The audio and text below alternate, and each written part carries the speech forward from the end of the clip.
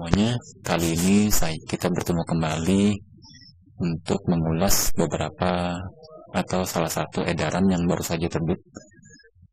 Kali ini saya akan mengulas surat edaran dari Menteri Pendayagunaan Aparatur Negara dan Reformasi Birokrasi Republik Indonesia. Tepatnya surat ini terbit pada tanggal 14 Maret 2023 dengan nomor B-SM-SM.01-SM-M-01.00/2023 perihal pengadaan aparatur sipil negara tahun 2023. Jadi surat ini membahas tentang rencana pengadaan ASN tahun 2023. Dan suratnya ditujukan bagi PPK, baik itu instansi pusat maupun instansi daerah. Nah, PPK sendiri sebagaimana kita ketahui biasanya yang ada di instansi daerah itu adalah kepala daerah sendiri ataupun baik itu bupati atau wali kota, ataukah diwakilkan misalnya kepada sekretaris daerah atau misalnya kepala dinas. Biasanya sih ini adalah kepala daerah, jadi bupati atau wali kota. Mungkin langsung kita lihat isi dari surat ini sendiri apa saja. Jadi bisa saya bacakan. Dalam rangka pemenuhan kebutuhan ASN di lingkungan instansi pemerintah tahun anggaran 2023, maka setiap instansi pemerintah wajib menyusun kebutuhan jumlah dan jenis ASN yang mendukung pencapaian tujuan instansi pemerintah dengan penetapan Menteri Pan-RB sebagaimana diatur dalam Undang-Undang Nomor 5 Tahun 2014, PP Nomor 11 Tahun 2017, JOPRAT PP Nomor 17 Tahun 2020 tentang manajemen PNS, dan PP Nomor 49 Tahun 2018 tentang manajemen P3K. Jadi dasar-dasar surat ini adalah Undang-Undang ASN, PP tentang manajemen PNS, dan juga PP tentang P3K, manajemen P3K. Ini dasarnya. Selanjutnya pada paragraf kedua, usulan kebutuhan ASN anggaran 2023 harus memperhatikan ketersediaan anggaran dalam APBN dan APBD. Jadi ini ada satu penekanan bahwa jika instansi pusat, baik itu kementerian atau lembaga, dan juga instansi daerah, yang ada di daerah biasanya itu adalah satuan organisasi perangkat daerah atau dinas-dinas, ini harus memperhatikan ketersediaan anggaran dalam APBD dan APBN. Dikecualikan adalah untuk pemenuhan kebutuhan ASN di bidang pelayanan dasar, yaitu bidang pendidikan dan bidang kesehatan. Jadi ada pengecualian dalam kalimat ini. Sedangkan untuk jabatan fungsional dapat pula diusulkan untuk semua jenjang jabatan fungsional sesuai dengan peraturan masing-masing Japung dan akan ditetapkan sesuai dengan ketersediaan instrumen seleksi. Jadi untuk Japung sepertinya ada juga selain untuk tenaga pendidikan dan tenaga kesehatan, jabatan fungsional lainnya sepertinya bisa diusulkan sesuai dengan ketentuan yang berlaku. Hal-hal yang diperhatikan dalam menyampaikan usulan kebutuhan ASN adalah yang pertama kita bacakan untuk instansi pusat. Instansi pusat, usulan kebutuhan berdasarkan peta jabatan yang ditetapkan oleh PPK dan memperhatikan jumlah ASN yang memasuki batas usia pensiun tahun 2023 serta kesediaan atau kemampuan anggaran dengan ketentuan sebagai berikut. Pertama, instansi pusat dapat mengusulkan kebutuhan CPNS dan P3K. Jadi ada penekanan di sini untuk instansi pusat, ia dapat mengadakan atau mengusulkan kebutuhan CPNS dan P3K. Jadi bukan hanya P3K saja. Yang kedua, usulan kebutuhan CPNS hanya pada jabatan di bidang kejaksaan, kehakiman, intelijen, serta dosen. Jadi ada 4 tenaga yang nantinya akan direkrut sebagai CPNS. Jadi kejaksaan, kehakiman, intelijen, dan tenaga dosen. Apakah tenaga lainnya boleh? Jika mengacu pada surat ini hanya 4 itu saja, khusus instansi pusat. Lanjut, kita yang ketiga.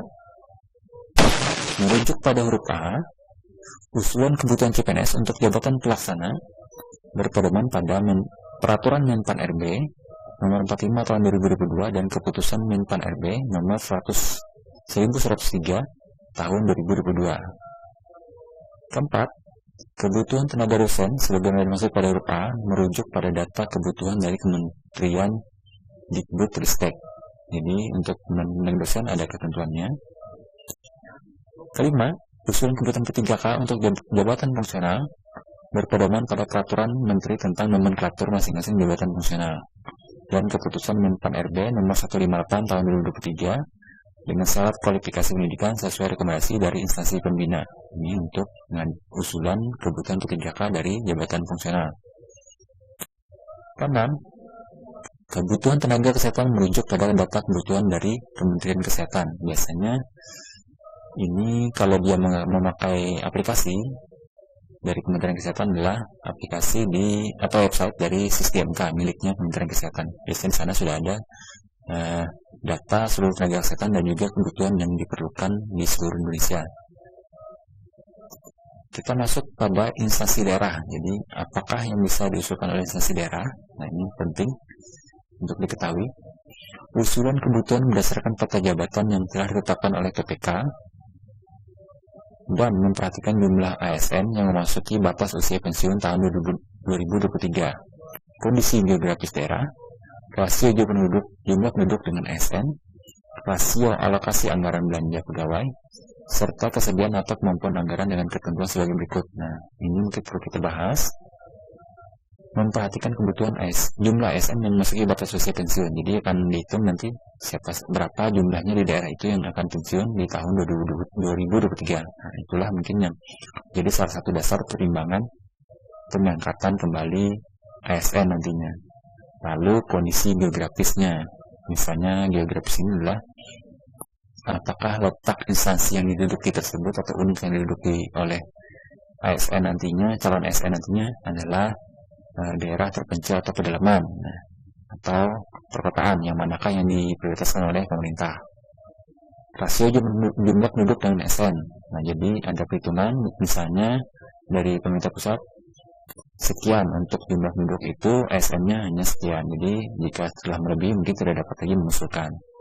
Lalu rasio alokasi anggaran belanja pegawai. Biasanya ada ketentuan dari Kemendagri. Kalau tidak salah, ini alokasi anggaran belanja pegawai itu tidak boleh lebih dari 30% dari APBD. Jadi kalau sudah lebih, kemungkinan besar tidak bisa lagi mengusulkan pengadaan ASN, baik itu P3K atau CPNS. Jadi demikian ya Bapak Ibu, kira-kira penjelasan singkatnya. Nah, kita melihat rincian ketentuannya. Yang A, usulan kebutuhan P3K. Hati-hati Bapak Ibu, ini kalimatnya usulan kebutuhan P3K, tidak ada CPNS, bukan seperti instansi pusat tadi. Jadi pada A ini, usulan kebutuhan P3K diprioritaskan untuk memenuhi kebutuhan pegawai di bidang pelayanan dasar, baik itu pendidikan dan kesehatan, pada satuan unit kerja di daerah terpencil, tertinggal, dan terluar. Jadi perlu diperhatikan, hanya pendidikan dan kesehatan itu pun di daerah terpencil, tertinggal, dan terluar, tidak ada daerah perkotaan. Jadi dapat dipastikan nantinya formasi untuk P3K di tahun 2023 adalah tenaga pendidik dan tenaga kesehatan di lokasi atau unit kerja yang berada di kawasan terpencil, tertinggal, dan terluar, tidak ada di perkotaan, bahkan mungkin pedesaan pun tidak termasuk. Usulan kebutuhan P3K diutamakan bagi satuan atau unit kerja yang dalam pengadaan ASN tahun 2022 tidak mendapat alokasi tambahan pegawai baru. Jadi penjelasannya seperti ini. Misalnya pada tahun 2022 kemarin, instansi daerah atau Pemda terlambat mengusulkan salah satu unit untuk mengadakan P3K ternyata, sehingga dalam perhitungan dari Kemenpan, akhirnya unit tersebut tidak mendapatkan jatah formasi P3K di tahun 2022, sehingga mengalami kekurangan tenaga. Nah, ini mungkin akan menjadi prioritas unit tersebut bisa mendapatkan alokasi kebutuhan formasi untuk P3K. Atau simulasi kedua adalah misalnya unit tersebut telah mendapatkan formasi di tahun 2022, tetapi yang mendaftar di tahun 2022 itu tidak ada. Nah, ini tentu saja pengadaan di unit tersebut tidak tercapai. Jadi mungkin bisa dipertimbangkan kembali untuk diadakan di tahun 2023. Nah, dua simulasi ini mungkin yang dimaksud di kalimat yang A ini, kalimat yang terakhir. Kita masuk ke yang B. Usulan kebutuhan P3K untuk jabatan fungsional berpedoman pada Peraturan Menteri tentang nomenklatur masing-masing jabatan fungsional dan Keputusan Menpan RB nomor 158 tahun 2023 dengan syarat kualifikasi pendidikan sesuai rekomendasi dari instansi pembina. Ini adalah ketentuan-ketentuan untuk jabatan fungsional jika nantinya akan diangkat. Tentunya hanya untuk P3K, tidak ada kalimat CPNS. Sekali lagi, tidak ada kalimat pengadaan CPNS. Kita masuk yang C. Kebutuhan tenaga guru merujuk pada kebutuhan dari Kementerian Pendidikan, Kebudayaan, Riset, dan Teknologi. Ini penjelasan dari poin A tersebut ya, Bapak Ibu. Yang D, kebutuhan tenaga kesehatan merujuk pada data kebutuhan dari Kementerian Kesehatan. Nah, kalau yang C tadi, biasanya data yang dipakai dari Kemendikbud Ristek adalah data Bapodik, kalau tidak salah seperti itu. Jadi di sana juga terlihat peta dari ASN yang sudah ada di masing-masing unit di setiap daerah. Jadi kelihatan di sana, misalnya di satu unit tersebut sudah ada tenaga sekian yang dibutuhkan sekian. Nah, inilah yang nantinya akan menjadi perhitungan. Sementara yang B, kalau di Kementerian Kesehatan, ini terlihat di websitenya Kementerian Kesehatan, tepatnya adalah SISDMK, Sistem Informasi Sumber Daya Manusia Kesehatan. Jadi itu untuk penjelasan dari poin D. Kita masuk penjelasan yang ketiga. Ini bukan lagi untuk instansi daerah. Sebelum yang ketiga, saya jelaskan kembali untuk instansi daerah tadi, Bapak Ibu bisa memperhatikan tidak ada satupun kata usulan kebutuhan CPNS. Jadi ini mungkin menjadi pemikiran kita semua, apakah memang instansi daerah tidak diberi formasi untuk CPNS di tahun 2023 ini. Jadi hanya instansi pusat. Mungkin penjelasan surat ini seperti itu. Jadi hanya usulan kebutuhan hanya P3K untuk tahun 2023. Sepertinya untuk usulan kebutuhan CPNS itu hanya di instansi pusat, itu pun terbatas pada hanya 4 jenis tenaga. Jadi ini kejaksaan, kehakiman, intelijen, dan dosen. Jadi hanya 4 di instansi pusat, tidak ada tenaga dari bidang yang lainnya. Kita masuk ke penjelasan nomor 3.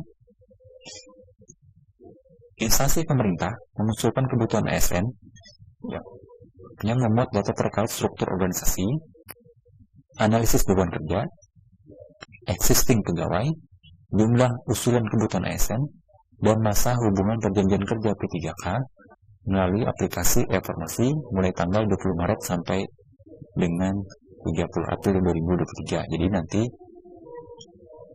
instansi pemerintah yang akan mengusulkan itu harus melengkapi data-data pada aplikasi e-formasi. Ini kalau tidak salah buatan dari Menpan RB.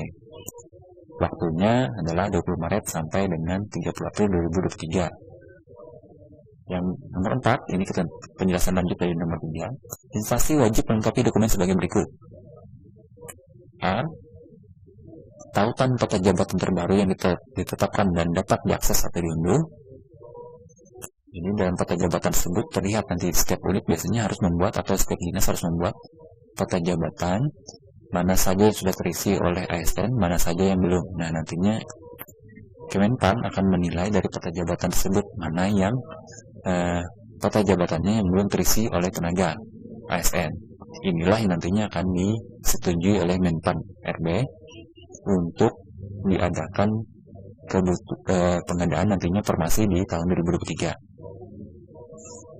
Yang B, surat usulan kebutuhan ASN tahun anggaran 2023 yang telah ditantangani oleh PPK. Jadi, surat usulan tersebut ditantangani oleh pejabat pembina kepegawaian, biasanya adalah kepala daerah.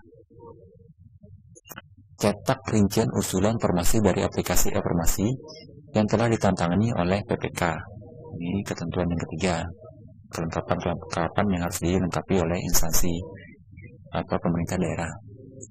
Yang keempat, surat kesanggupan pembayaran gaji, tunjangan, dan pengembangan kompetensi pegawai yang telah ditantangani oleh PPK. Jadi sekali lagi, ada hal yang keempat ini yang mewajibkan daerah itu atau instansi pusat sanggup membayar gaji, tunjangan, dan pengembangan kompetensi pegawai yang nantinya diadakan di tahun 2023 atau diusulkan di tahun 2023. Misalnya ada 1.000 tenaga yang diusulkan di Kabupaten A.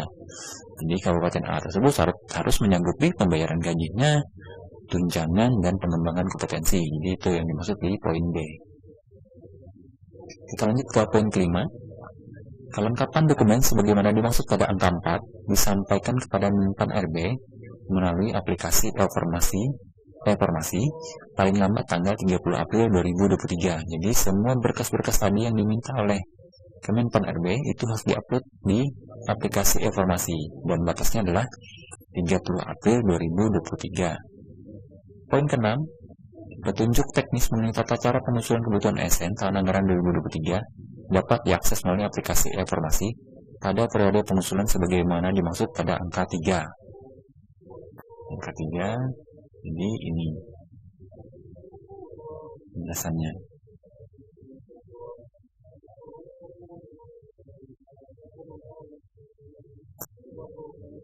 Paragraf terakhir atau mendekati terakhir. Dalam hal instansi tidak menyampaikan usulan sampai dengan waktu yang ditentukan atau tadi 30 April 2023, kami menyatakan instansi suara tidak melaksanakan pengadaan ASN tahun anggaran 2023.